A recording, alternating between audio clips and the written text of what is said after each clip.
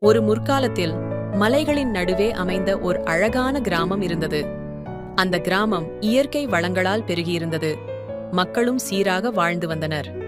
ஆனால் ஒரு காலத்தில் மழை வராமல் நிலம் வறண்டு போனது. மக்கள் தண்ணீர் இல்லாமல் கஷ்டப்பட்டனர். பசுக்கள் பசியால் துடித்த கிராமத்தில் வாழ்ந்த சிறுவன் கார்த்திக் ஒரு தீர்வை யோசித்தான். அவன் பழமையான ஆவணங்களை படித்துப் பார்த்து அருகிலுள்ள மலைப்பகுதியில் பழமையான குடிநீர் வழி இருப்பதை கண்டுபிடித்தான். அந்த வழியை மறைத்து பாறைகள் இருந்தன. கார்த்திக் இதை கிராம முதியவர்களிடம் சேர்ந்து அந்த பாறைகளை உடைத்து வழியை திறக்க திட்டமிட்டனர். ஒருங்கிணைந்து உழைத்தனர்.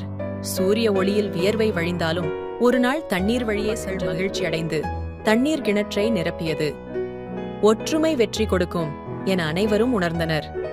கார்த்திக் மகிழ்ச்சியுடன் அனைவரின் பாராட்டையும் பெற்றான். இது கிராமத்தின் உழைப்பும்